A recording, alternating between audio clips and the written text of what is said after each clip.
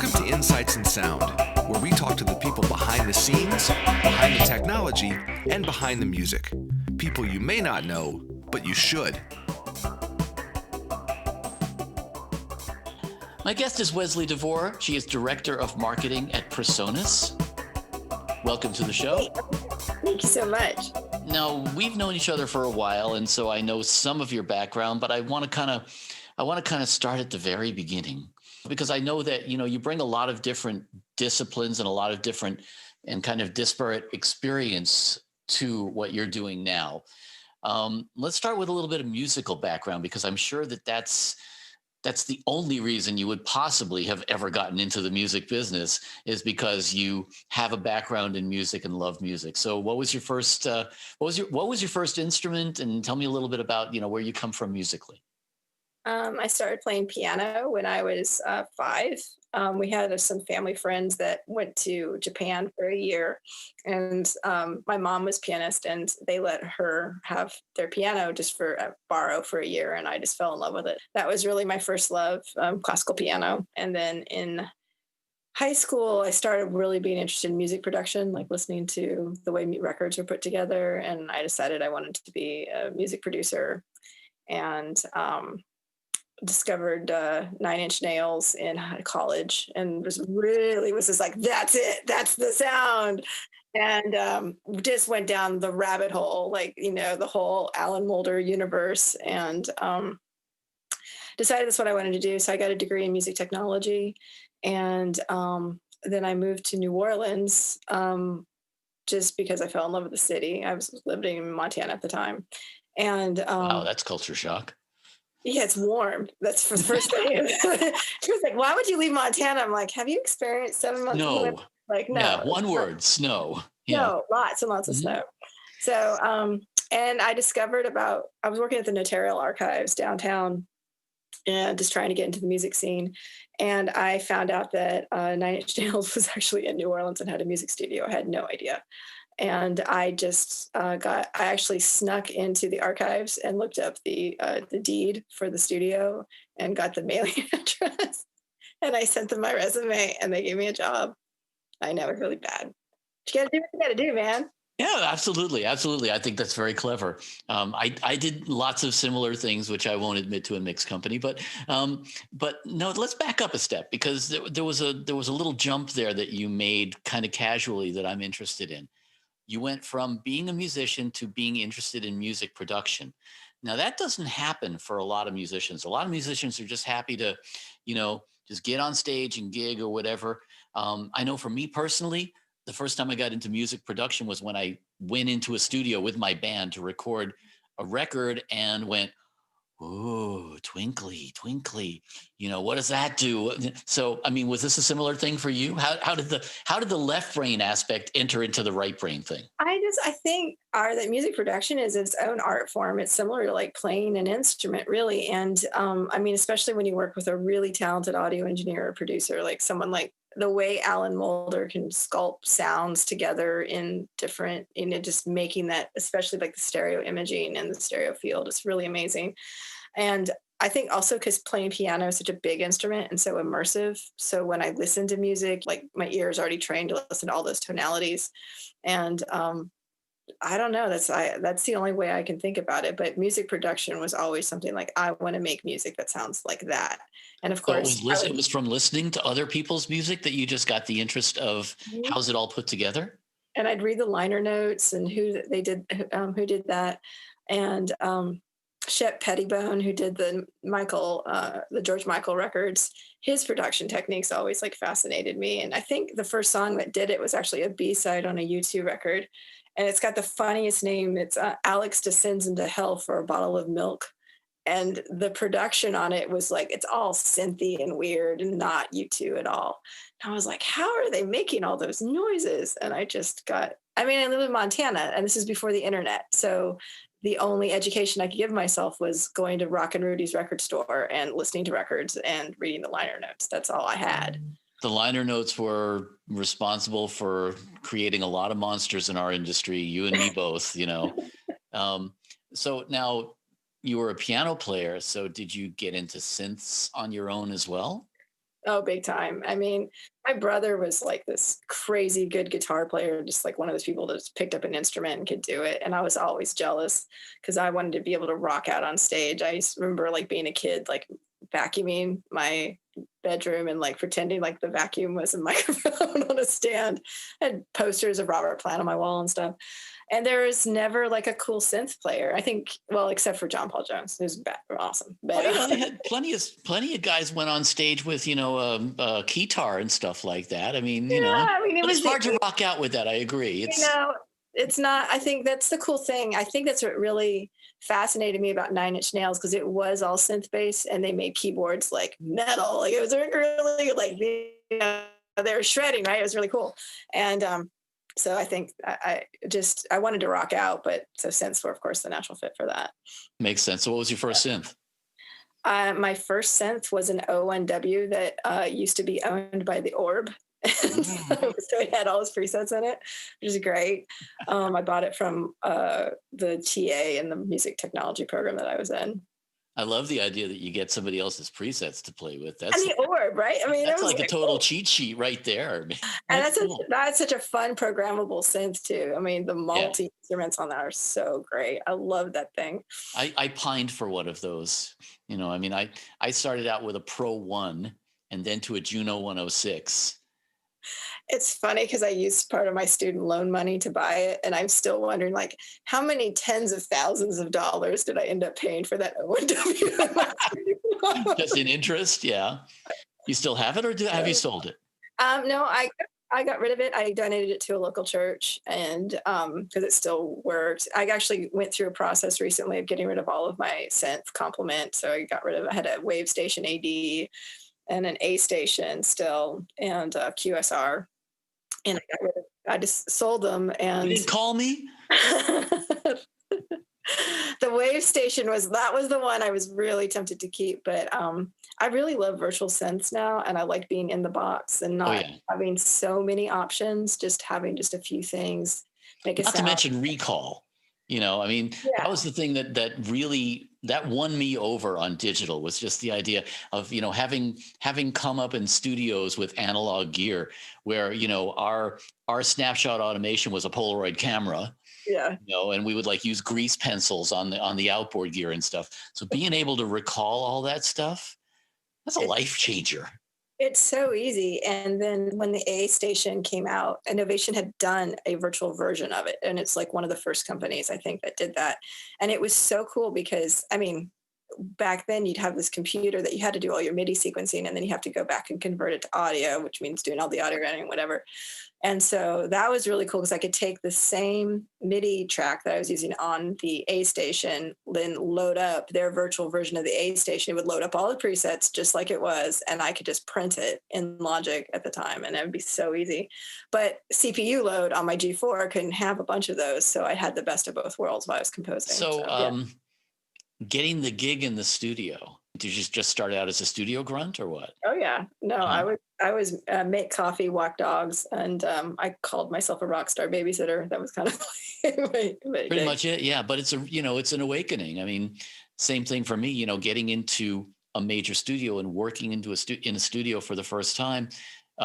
It's a lot of grunt work, but the cool thing is, as you say, you get to look over the shoulders of people who know what they're doing. That's the thing. It's the hallway conversations and listening to the way they talked about music. And I mean, it was funny because when I met all of them, you could tell that like Trent was like, okay, great, here it goes. Like I got to meet somebody. And I was like, I shook his hand and I told myself just be cool and whatever. And then he's like, oh, and this is Alan Moulder. And I didn't know that Alan Moulder was going to be there. And I completely freaked out. Like I'm totally fangirled out. I was like, oh my God, you're the reason that I wanted to be I wanted to produce music.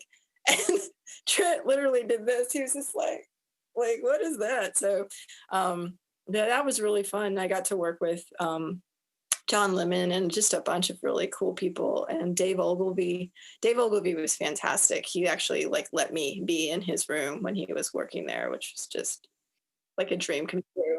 That for me was also, a very foundational thing where you get to really look over the shoulder of people who's, you're thinking to yourself, I owned your records when I was a kid. Yeah. And I think you do reach a point where you sort of, you're not being a rabid fan, and you can sort of hold it in. I mean, I've always been really, really good about that. The only time I freaked out internally was when I met Ringo, you know. That's big. I fangirled out when I met Alan because I mean that's like, he's the reason that his mix techniques was what made me want to be a mix engineer. And then randomly I freaked out when I met Bill Coakley. Oh, there's another one. Coakley Yeah. piano. And at that one, I was working for Audix at the time at the NAMM show as like the booth babe or whatever. And so he comes up, and my friend Phil Garfinkel worked for them at the time, and he was like, "Oh, this is my friend Bill, and you like him? He records pianos." And I was like, okay. And I was like, "Oh, Coakley, like the Coakley piano. That's funny." He goes, "Oh yeah, that one was mine." And I literally just like freaked out. I was like, "I reread your textbook." And that's a funny one to geek out on because that's not a mainstream artist per se, No, he was thrilled. I mean, his wife was like, "You just made his decade." And that's so funny too, because a lot of us in the industry, we don't realize what kind of impact we have on others until they come up and tell you, so that's kind of fun. So you went from basically being a fangirl to working in the studio. Did you, I mean, obviously your intentions at that point were to learn engineering. Is that a fair assumption? Yep. I wanted to work my way up to be an assistant engineer and engineer and the whole thing. And it was really great working at Nothing. I really enjoyed it.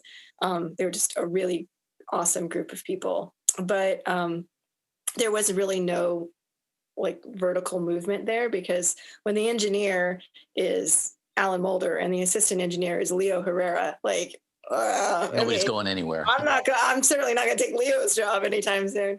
Well, and at that point you have the option of either opening your own studio or going to a bigger studio, basically. And I actually got a really cool opportunity. I started working for Tony C, who's she's a songwriter. She wrote "Love's Gonna Get You," a bunch of Jocelyn Brown's hits. Their biggest claim to fame is she wrote the hook for "I Got the Power." So every time you hear that on a trailer, it's Tony C just got paid, which is awesome. Cha-ching. Uh-huh.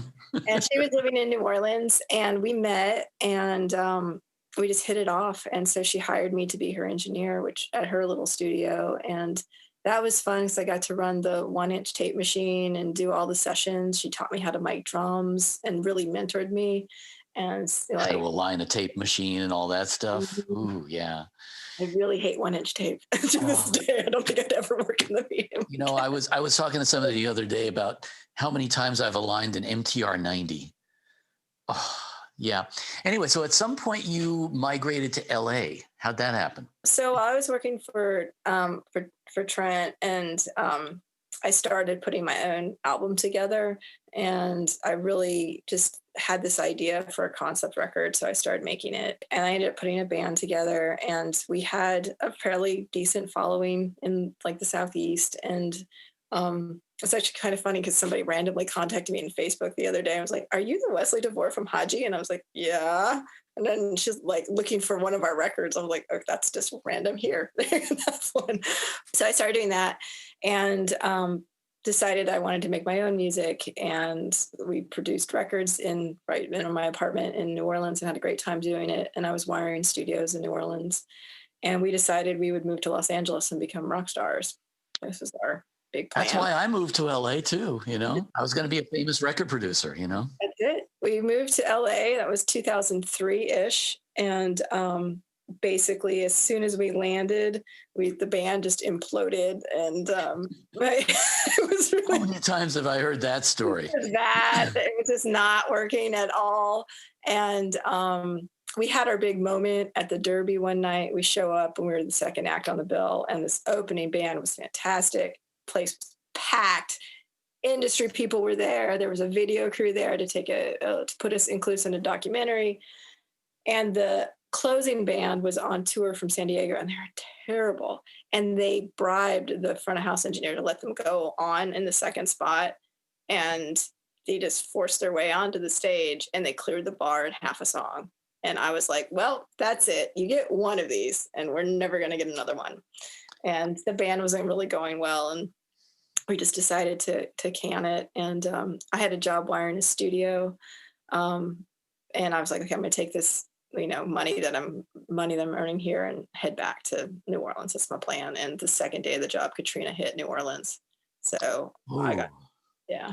that's inconvenient. Yeah. Super inconvenient. So I ended up staying in LA and doing a couple film scores and working at Guitar Center Hollywood, and which was just terrible at that time too, because like all of my friends from New Orleans were just wandering shell shocked through Hollywood. Like they'd just go to Hollywood. A lot of them came to Los Angeles. They had friends, and it's just terrible. It was a really rough time.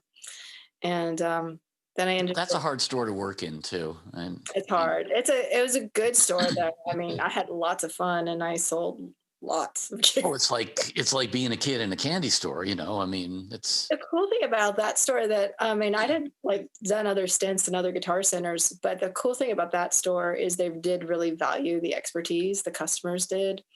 And so I wasn't at the other stores, I'd get caught in the trap as I would be the person they would come to talk to on how to use the gear. And I'd end up getting a side gig at their studio, like helping them doing tutorials or wiring their rig. But they'd never buy the gear from me. And so my commission was always terrible. But, the interesting thing about that store, and in those days, that whole stretch of Sunset was like, Musician Row. And there were a whole bunch of specialty stores. You had all the studios in Hollywood. I worked at a couple of the studios in that area as well, a little bit further down Sunset. And, that would be the place everybody would go, even if you just needed a pack of strings, so there were a lot of opportunities to run into people and work with people. It was so convenient too, like whole strip, because you had like, you had the Guitar Center there's a Sam Ash across the street. And then down the way, there was another one. And then back the other way, there was like all the electronic stores where you could go and get like EDACs and Elcos and the different pinouts for different snakes and Pacific Radio irons. Yeah, did you ever crawl? Radio, yeah. Did you ever crawl around the back room at Pacific Radio? Oh my God, I remember that. It was like Grandpa the engineer's attic. I love that place. I would spend hours in there. It was like. Yeah, you're definitely an equipment geek. Yeah. I used to go in there to look for things like Tuchel connectors for studios I was rewiring. So yeah, I totally get it. So now you're doing all of these different things, and did you put together another band? I mean, were you still trying to be musical at that point? I was thinking about doing film scores, but my heart was really broken and I was just desperately homesick, like physically homesick for New Orleans. Like I just knew Los Angeles and me didn't get on too well. I made really great friends there and had lots of success as far as like professionally, like wiring studios and meeting people and stuff, but it just wasn't for me. And I really wanted to come home. And it was after Katrina, it was so hard to get a job in New Orleans, and all the money from my studio wiring jobs already dried up. So I was trying to figure out what to do. And I was working for East West at the time, running their tech support. And I don't know how it popped into my head, but I was like, PreSonus, like that was that company that had just started when I was living in New Orleans, because Rick would come into the store with the first Digimax thing. And this was when they were just a little like above somebody's garage somewhere, right? Yeah, really small. And I was like, I wonder if I know they're still around because they had the Fire Pod and all of that stuff. And I was like, well, they seem to be doing well. So the position wasn't advertised or anything. I just sent them an email to see if they need help in tech support. And I remember their head of tech support actually emailed me at the time, and he's like, wow, are you overqualified for this job? It's like, I'm super excited you want to work for us, but you're really overqualified. And as it turned out, he wanted to step down and just do regular tech support. He didn't want to manage the department anymore. So they were actually looking for a tech support manager. And Rick flew out and interviewed me, and I got the job, and they moved me out to Baton Rouge, and it was supposed to be just a temporary gig, but 14 years later, I'm still here. So it's kind of like I was in tech support for a while, and I started writing manuals there just to ease the burden on my tech support team. Oh, I'm so sorry. I've written manuals. Writing manuals is the most frustrating thing because no one's ever going to read this. Ever. They could be the best written. I put jokes in our manuals and like recipes and things, and people still don't read them. But So I did that for a while, and then I moved over to QA when we were developing Studio One and Studio Live mixers because we needed somebody in house to test those. So I tested Studio One version one, and and it was kind of funny because right about that time, Logic had been bought by Apple, and I was a huge Logic user because when I worked for Nine Inch Nails, eMagic had flown in a trainer to train Nine Inch Nails, and he came out. There was a miscommunication, and he came out either too early or too late, and they were already in the Bahamas, like rehearsing for a tour, and their studio manager's like, "What do you want me to do with this guy?" And Trent was like, "Have him train Wesley. That's useful." And I was like, so I got private You can Logic. train us, right? Yes, it was great. So I was a power user for Logic for many years, and but they changed it, completely changed the workflow. So I was like, well, if I'm going to have to relearn a workflow, I'm going to relearn the workflow on the DAW I'm getting paid to learn. And so I switched over to Studio One. But and it was just changed the way I mix audio, which was really cool. Well, a lot of people don't really know the history of Studio One, that it basically comes through the old Steinberg people. Well, yeah. So there, Matthias Yuan and Wolfgang Kundras worked on Nuendo, and then Matthias came up with this new summing engine, which became Studio One, and it just the sound and like the ease of mixing and stuff in that.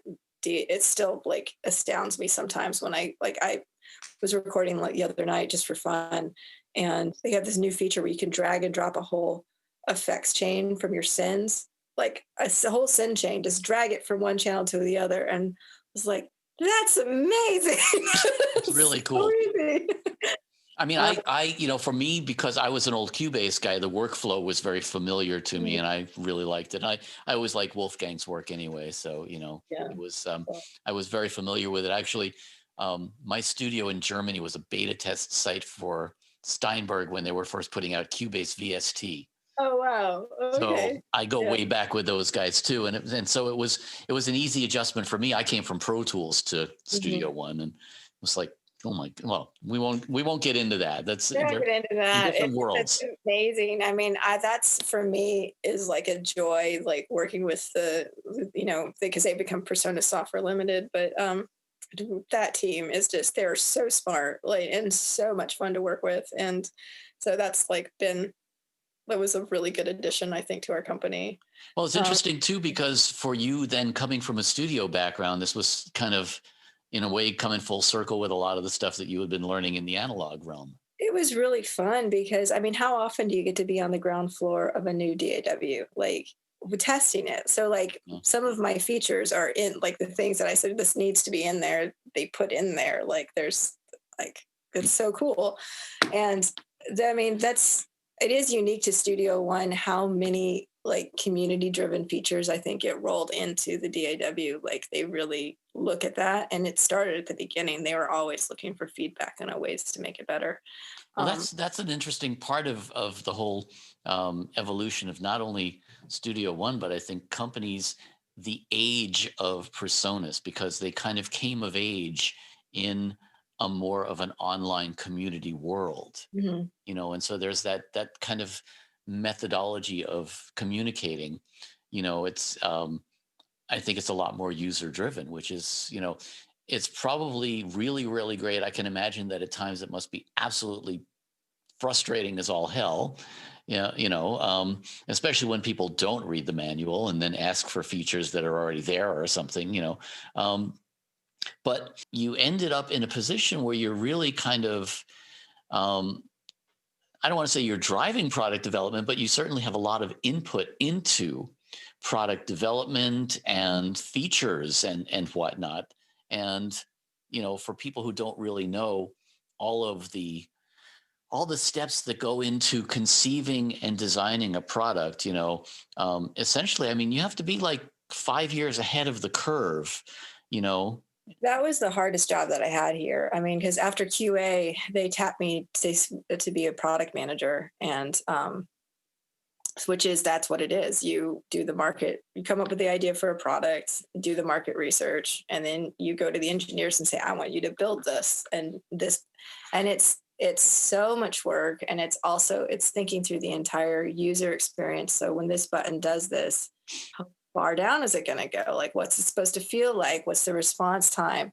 Should it latch? Should it be momentary? Like, it's really complicated. And then the hard thing too is being intellectually honest with yourself and knowing whether or not you did the right thing or not. Because sometimes it works for you and you get it, the customer doesn't get it. Yep. We had a really cool channel strip, the RC500, and it had this amazing compressor in it with just way too much rope for somebody in that price point to use. And the beta testers are like, this is too complicated. There's like 10 gain stages in this thing. And we're like, we counted them and we're like, oh my God, you're right. So we simplified it and it became a lot better. But it's really hard to keep your ego out of it, which is, I think, probably the hardest job of a product manager, because it is your baby and you're so proud of it. Yes. But the other thing about it that I think is also challenging is, as you say, getting into the mind of who's going to use this, and that comes down to, number one, identifying who's going to be the user of this, right? Yeah. And then trying to think ahead of them, because the amount of time span it takes between the time you draw up a spec for a product and it actually hits the market is literally almost always measured in years, so you have to be not only conscious of what Joe or Jane user might be thinking, but you have to think about what they're going to need 4 or 5 years from now. Mm-hmm. And that in itself, I always admired like Steve Jobs to be able to say, you're going to need a device that plays music. These are the kind of things that, you have to be something of a psychologist and a visionary at the same time. I've thought a lot about it, and working with Jim Odom who's our founder, and he's like brilliant at coming up with these products. And I think a lot of it, and this is something I've learned from working with the PSL team as well, is that it's not so much identifying like a thing that doesn't exist that somebody's going to want. That's not. I think that's what people think we do. Like, we predict where the market's going to go and we go there. What you're really doing is you're identifying a problem. So this is a problem and there is no solution for this problem, or all the solutions for this problem kind of suck. And this is the way that we can make that better. You look at an iPod, it's like the problem is Walkmans, you got to carry a tape with you or a CD player with you, and you can't just have like it in your hand. That's a problem. The problem is getting, the music inside of something. Like, we just came out with a Revelator microphone, and it's a USB microphone that's got a whole digital mixer built into it, because there's this problem where people want to do loop back between, like OBS or Studio One or whatever to do their live streams, gaming, gameplay, and getting that to happen, to be able to record the audio from one application to another, is a giant pain in the butt. Like, it's just hard.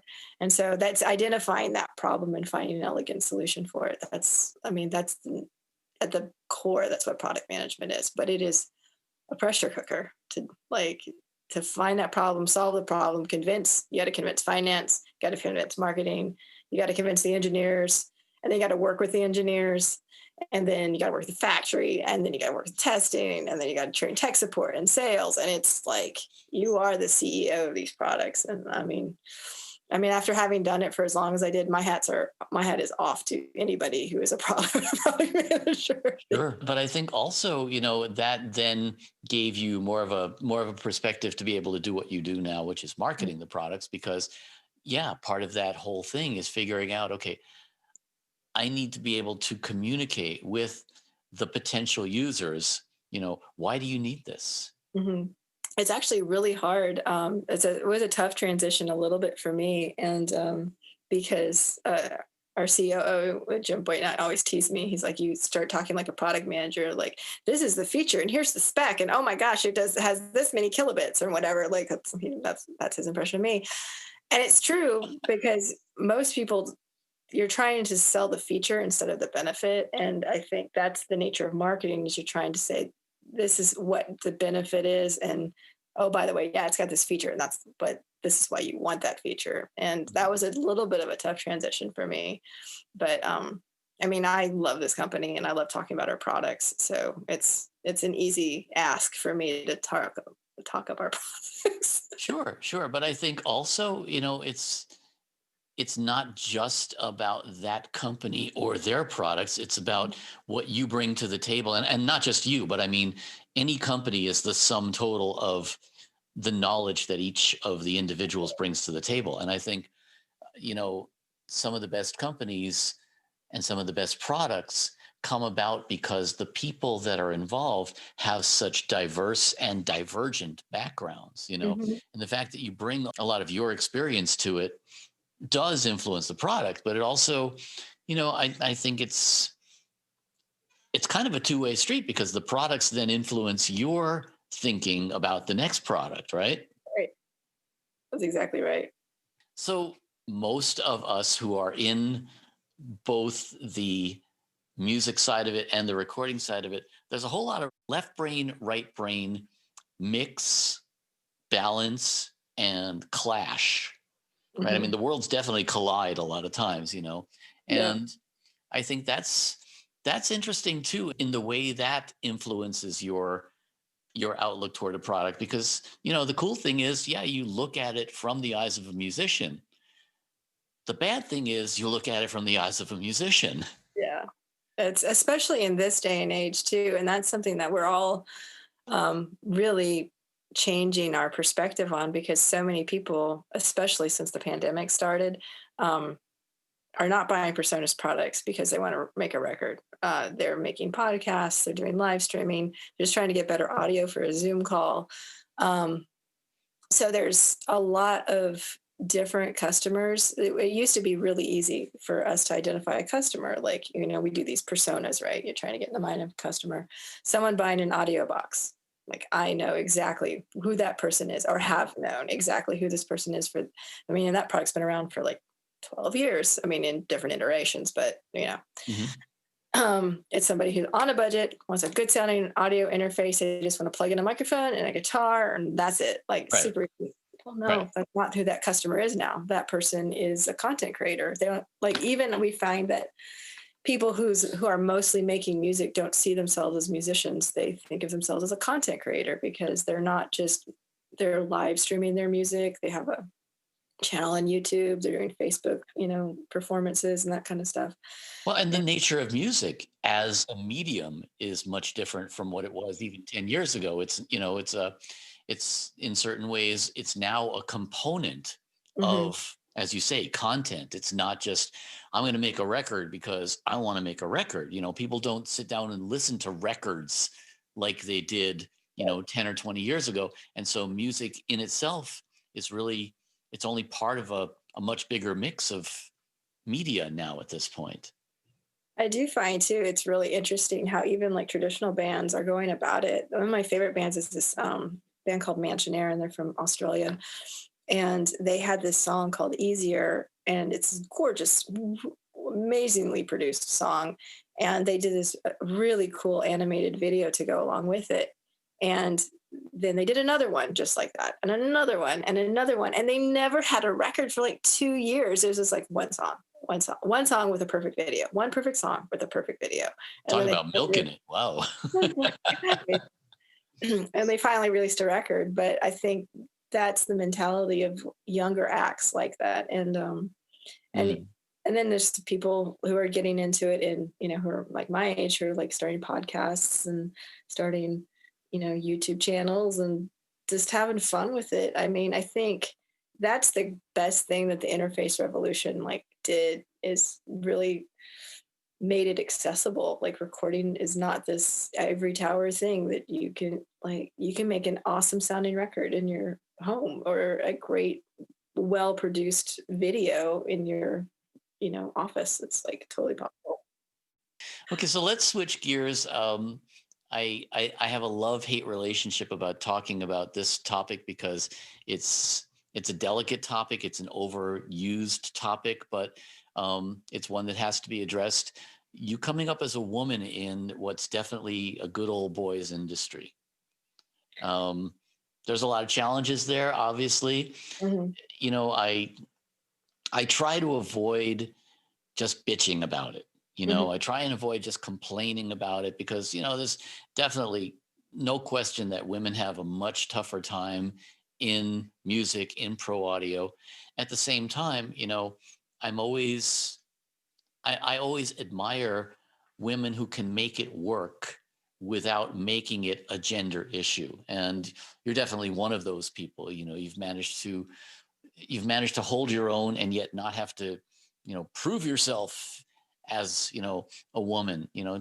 Talk to me a little bit about how that was for you coming up in the industry. I have to say, it's every year it gets easier, and I don't know if it's because my skin gets thicker or if it's just, actually that's not true. That's jaded. I'm not going to say that.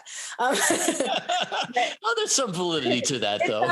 Some validity to it. There's some things that you learn to shrug off, and it's still, there's two things that still irritate me, and that is the trade. I call it the trade. I don't ever see it at trade shows, to be honest with you.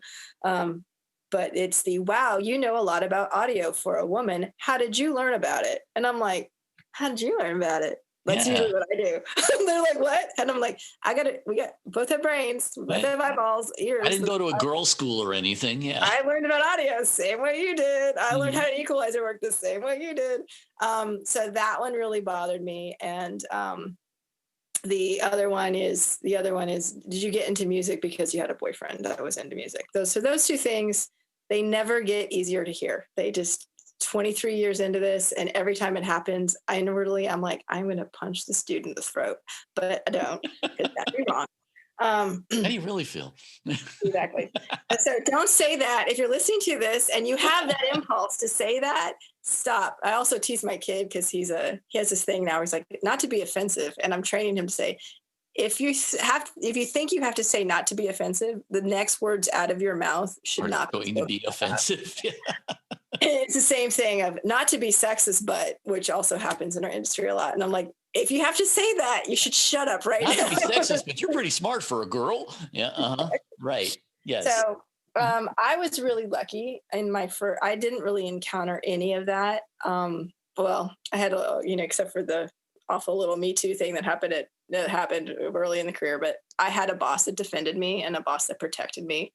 I worked with wonderful men in Nine Inch Nails. That whole crew was very respectful of women and very, very kind. And then working for Tony C, obviously a woman in the industry, she was wonderful. So while I was really young, like 23 to 27, I never encountered that. And then there's a thing in New Orleans where they don't care what color you are. They don't care what gender you are. They care how competent you are. And so wiring studios for like John Cleary and working for Terrence Blanchard, they never cared. It would never occur to them to even think like that. Once I got to Los Angeles, now a lot of things changed because that is the good old boy central network there. And that's when it started becoming really unbearable. That was the hardest part of being in the audio industry. I remember working for East West, and I was on the telephone with Danny Elfman's assistant. They were having a problem with one of the sample libraries. And there were some musicians in the studio East West had bought out. Gosh, I'm blanking on the name of the studio. Sunset Sound, right? Sunset. What is it? Was it the one on Sunset Boulevard over by? Sunset, yeah, at 6000 Sunset. Oh, great. God, that was a great space. But anyway, this guy, I was on the phone. Name of that studio, and I've been in there 100 times too. Yeah. Reprise, right next to Reprise. And Frank Sinatra recorded there with Antonio Carlos Jobim. Yep. It was Cello Studios for a while. Cello Studios. That's what it was when we bought it. It was Cello Studios. And that was oh my God, what an amazing beautiful studio. Oh, yep. You just walk in and the sound changes. And the funny thing is, because the sound in that room is so distinctive, every record that you've ever heard recorded in there, like, and now whenever I hear that, like that Antonio Carlos Jobim record, I close my eyes and I can smell that room. Like it's. Oh, absolutely. There. They have actually one of the original Trident A ranges that I worked on in my first studio gig. So it's definitely a legendary space. It's a beautiful space, and they just treated it with kid gloves, and it was an awful shape when they bought it, just awful shape. Like had to tear out drywall because of water damage, and just a mess. And then credit to Doug Rogers for like just doing it up, man. Investing in it. Yeah. Really, Anyway, really. I'm going to reel you back in out of the Sorry. rabbit hole. Sorry, studio geeking out. Right. What were we talking about? Women in the audio industry. So yeah, anyway, I was working there and this guy was like, excuse me, honey, can you get off the phone with your boyfriend? There's no toilet paper in the ladies' room. I was like, I'm sorry, Danny Elfman's engineer. I got to put you on hold. And I was like, first of all, I'm not the receptionist. I'm doing tech support right now for somebody who's probably more important than you. And second of all, why are you in the ladies' room? Like, you know, that's the interesting question right there. Hello? why are you in the ladies' room? How did you get this information? Yeah. Like, and he was like, well, he got really mad at me for being snippy. And he went to my supervisor. My supervisor's like, I don't pay her to put toilet paper in the bathroom. I pay, that's that guy's job. I think at that point I would have directed the guy to the toilet paper racks and said, go get it yourself, But that kind of mentality, like, honey, and all of that. And so that was trying to me. And, you still encounter it a little bit at trade shows, but I find it every year, it's less and less. Every year there's a slightly longer, sometimes there's a wait for the women's bathroom at NAMM. There's more women at these trade shows every time. I talk to more like smart, talented I think it's women. so wonderful. And then I think the women that came up through that whole Good Old Boy network really did a wonderful job of linking arms and coming together and supporting each other. And so, and organizations like Wham and Sound Girls and like the She Rocks Awards and all of that stuff. It's like having that that recognition, like with She Rocks, and having this sense of community is so helpful because you're not alone. Like, and it still happens, but when you can bitch about it to your awesome Sound Girls friends, then it's not really that bad, right? It's just like there's a whole bunch of guys you can bitch about it to also, who, as you say, are supportive as well. But I think it's always interesting for me when I talk to the women who were, it's almost like being at the at the foreground of at the forefront of the civil rights movement or something. Mm-hmm.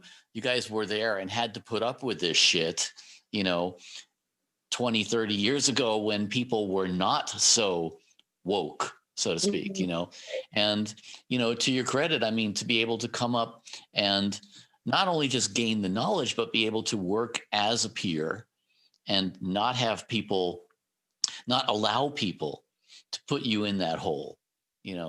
I think that's, I don't envy you that. I mean, the biggest thing is like, you can't, for a while, I used to kind of sometimes make me bitter a little bit, but that's just it's ever in futility, and there's nothing you can do about it. But I think just sticking with it and knowing your stuff. And I think there's also a certain strength that comes from within there, because you're not going to get the external recognition that you want, or I think now you do, but 20 years ago, not so much, is you have to know that you know your stuff. Like, I know my shit. I don't need you to tell me that I know my shit. Like, and the other thing about it is that if you can do it that way, mm-hmm. then you're not creating a situation where it's uncomfortable and you've got this animosity brewing, It's like, and that's what I love, is the idea that you can just turn that off by making it meaningless. Mm-hmm. It's like, to me, I don't want to hire somebody because I want to hire a girl or, or anything like that. I want to hire the best person. Yeah. And I don't care what your genitalia is. I care about whether or not you're competent to do the job. That's right. And it's great to be able to see us, I mean, we have a long way to go, no question, but it's great to be able to see more of a parity being reached in that finally. And I think it's really happening. Like, it happens from the, unfortunately from the bottom up, really. But when you look at guitar sales, that's, 52% of all guitar sales, non-acoustic guitar sales, all guitar sales, women. So there's a whole generation of awesome female guitar players now. Oh, yeah. And you look at podcasting, how many, like more than 50%, I think it's like 60% of all podcasts are started by women. It's like, so in audio, women are moving in there. And then you have, I went to do a little trade show for Sound Girls at Full Sail 2 summers ago. And all these women are like doing lighting and they're like mixing audio and they're so smart and they're so young and they're so awesome. And it's so great for me to see. It's like, okay, well, this is cool. This is really cool. So it's not, the problem is resolving itself, self-resolution of the problem, because, you know, the next generation of audio engineers and guitar players, there's going to be 50% women. So it doesn't, it's 10 years, it's not even going to be a thing. So what's the one thing you wish that somebody had told you before you got into this industry? Don't get a college degree. That is the Really? Why so? So while I loved studying music technology and it gave me a grounding in stuff, I honestly learned more in 2 weeks at working at Guitar Center than I probably did in college. I mean, I knew, okay, that's not true. I know a lot about MIDI, like a crap ton about MIDI. And it's like MIDI's my jam because, you know, I went to college in the 90s when MIDI was important. But as far as like how gear works and then working in a music studio, like, you know, they didn't teach me how to solder a patch bay in college. I didn't learn that. I learned that on the job. I think, and it might not be so much now with like a dedicated university like Full Sail. I don't know about that, but especially when I came up, there was no reason at all for me to get a college degree except to make my parents happy. So it was mostly like the school of musical knowledge more than anything else, right? Yeah, because you can absorb that from there. And then honestly, the only reason I regret it is because my student loans are so high. But yeah, that's true. You know, people end up paying off their student loans for 30 years. You know, but but yeah, it's that's interesting because I think, you know, a lot of people, especially in this day and age, think they have to go to college. And, you know, at the same time, I do think that a lot of these recording schools, I mean, there are a lot of hack schools, and we won't mention any acronyms, but but there are, you know, also a number of really, really great schools like the Full Sails and the Crass and, you know, a number of others that I probably should name if I'm giving equal time, but I can't think of them all. But there are a lot of really good, legitimate schools. And I think, you know, I mean, that stuff, you know, for me, I had to learn all that stuff in the studio too, you know, and I think there are certain things that you learn outside of school. And it's not just soldering. I think the big thing that was like, for me, what was really revelatory was working in a studio and learning the dynamics of the human interaction. yes, You know, like when to keep your mouth shut, how musicians work off of each other, how the engineer and the producer, you know, how they're part of the creative process and how they figure out what part of the creative process they are in each individual recording, because those things are all so different, you know.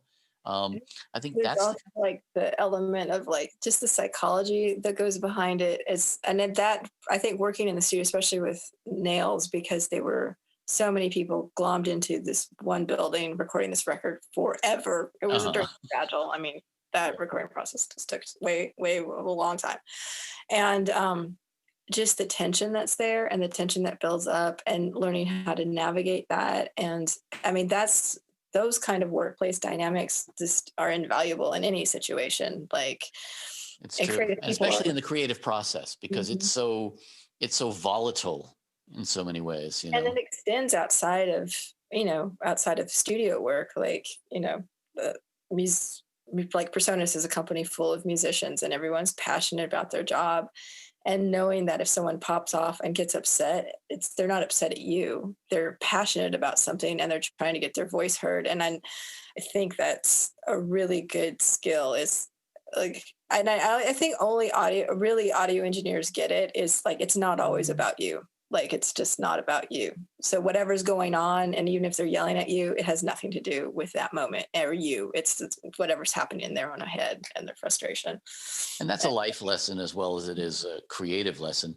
But I think you're right. And I think being able to bring those lessons into even the work that you're doing now, you know, it's like in a certain way, one wouldn't necessarily immediately see the connection.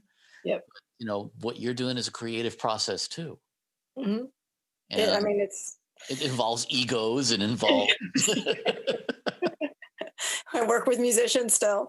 I think that, and actually, I'm working in studio as a runner. I got the best piece of like professional advice I ever got, and I still think about it. And had messed up a lunch order like really bad, like completely biffed it, and everyone was pissed. And the head runner, whatever, the assistant engineer, he calls me aside and he's like, "Come on," and he was having a cigarette outside. And I was like, I don't understand why everyone's upset. It's like it was just this or whatever. I think is what some sort of excuse for my mistake came out of my mouth. And he said, if they can't trust you to make their lunch order or to have hot coffee when they want it, how are they going to trust you to save a session? And I was like, oh, that's a really good point. He's like, or mic a drum correctly if they can't trust you to get a sandwich order correctly. So pay attention to details. Pay attention to details. It's not about that. It is about building trust and building that relationship. And I mean, that is just, I think about it all the time. Like whenever I've messed up professionally, and especially because it's always about lack of trust, mutual trust and respect, right? And that's hard to get back. And it's doing those little things and noticing those details. It's invaluable. Like, and when you talk about, you know, working with product designers and shepherding their babies, I mean, that's an attitude of trust too. That's all about them trusting you to get it. So that's exactly right. Yeah, makes sense. Cool. Well, I know we're going way over time, and you know, we're not supposed to do that, but I really don't care. So Daniel, this is it. We didn't get NAMM. We didn't get our NAMM catch up. So it's true. It's true. And you know, that's been part of what is such a joy for me in doing this, is being able to talk to people and in certain senses have more in-depth conversations than you would necessarily have at a trade show, you know? Yeah, right, yeah. And I think that's really important because at the end of the day, this is an industry all about people. And about people and creative processes, you know. And to me, there's nothing more valuable than that. No, I agree with you. I think that's why so many people are lifers. Like you get into it and you just, you know, I have this theory about NAMM. I call it NAMM time. And it's that, like, I have such good friends at NAMM that I only see at NAMM. Like we see each other for those 4 days, like once a year. And they're like, I love these people. Like I consider these people my friends and I only see them there. And that's something I think unique to musicians, and maybe because you tour so much and you meet people from all over the world, but it's like you can pick up like you not see somebody for 12 months and just pick up like you just saw I had coffee yesterday. And that's I say it's like summer camp, you know. It's like you know, what have you been doing all year? And you know, when I was artist relations for sure in Europe, I used to every year go also to the Montreux Jazz Festival.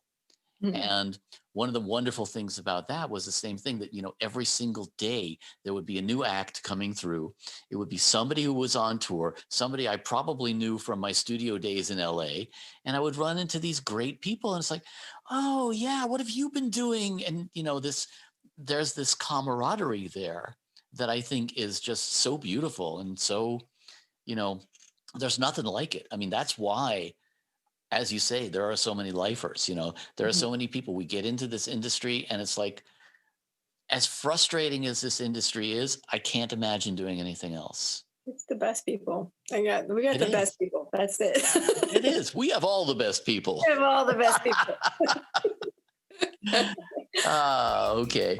Well, Wesley DeVore, thank you for being my guest. Thanks for having me. This was fun. Been an absolute pleasure. And I'm going to turn off the recording.